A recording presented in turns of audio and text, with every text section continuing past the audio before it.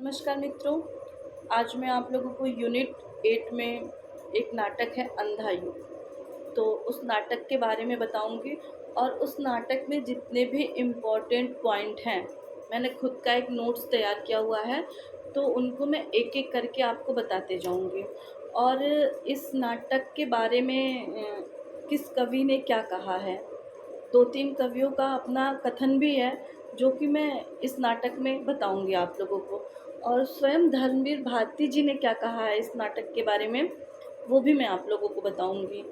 तो बने रहिए मेरे साथ। सबसे पहले मैं बता दूं कि इस नाटक का प्रकाशन जो है वो 1955 ईस्वी में हुआ है।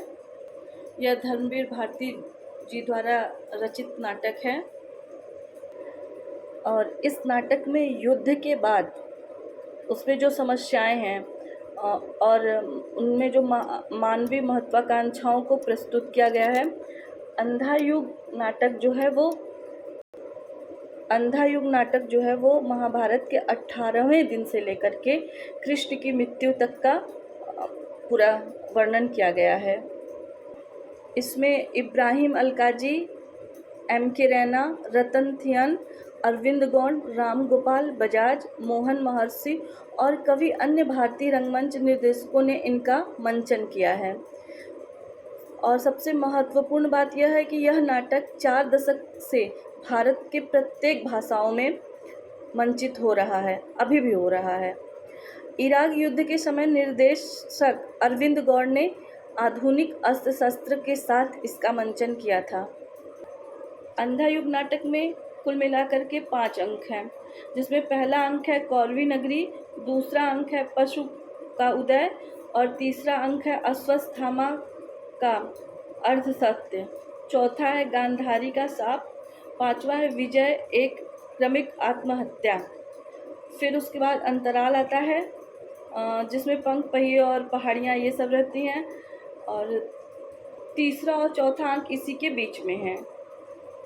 इसमें कुल 16 पात्र हैं, जिसमें एक महिला पात्र है, बाकी सारे पुरुष पात्र हैं। अंधा युग में प्रभास जो है वो कृष्ण के वधकर्ता जरा को माना गया है। प्रमुख पात्र के रूप में कृष्ण और बलराम, और महिला जो है वो गांधारी। टुकड़े टुकड़े हो चुकी मर्यादा, उसे दोनों ही पक्षों ने तोड़ा है। पांडव ने कुछ कम, कौरव ने कुछ ज़्यादा। ये पहले अंक की सबसे महत्वपूर्ण पंक्ति है। फिर इसका सबसे महत्वपूर्ण कथन ये है कि जीवन में प्रथम बार आज मुझे आशंका व्यापी। यह कथन है धृतराष्ट्र का, जो कि कई बार एग्जामों में ये कथन दिया जा चुका है। अब हम आते हैं कि इस नाटक से हमें संदेश क्या मिलता है। तो इस नाटक से जो संदेश मिलता है वो है, कोई भी कार्य बिना उद्देश्य नहीं होता, उद्देश्यहीन कार्य सिद्ध सार्थक नहीं होती। उसी प्रकार कोई भी कृति अनिवार्य रूप से सौद्देश्य ही होती है।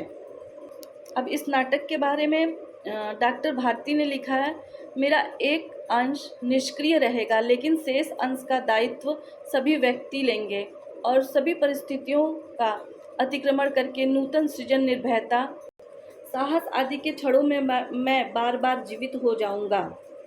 अब इसी नाटक के बारे में अगले कवि हैं डॉक्टर शिवशंकर कटारे के अनुसार वो क्या कहना चाहते हैं इस नाटक के बारे में। अंधा युग में लेखक ने ऐतिहासिक तथ्यों, कल्पना, जीवन दर्शन और चिंतन को अपने ढंग से संयोजा संभाला है। महाभारत कालीन दयनीय स्थिति के अतिरिक्त युद्ध के भीषण समस्याओं को भी अंधा युग में उठाया है। अतः युद्ध के कारणों पर प्रकाश नहीं डाला गया, क्योंकि यह कथा युद्धोपरांत की गई है। इनका कहना है कि ये जो कथा लिखी गई है ये युद्ध के बाद लिखी गई है। तो इसमें प्रत्येक कवियों का अपना अपना मत है। और ये जो मैं आप लोगों को बताई हूँ, मेरा खुद का नोट्स बनाया गया है और ये कई किताबों से मिला के फिर मैं इसको एकत्रित करके फिर मैं आप लोगों को बताती हूँ। तो मिलते हैं अगले नाटक और उनकी महत्वपूर्ण पंक्तियों के साथ।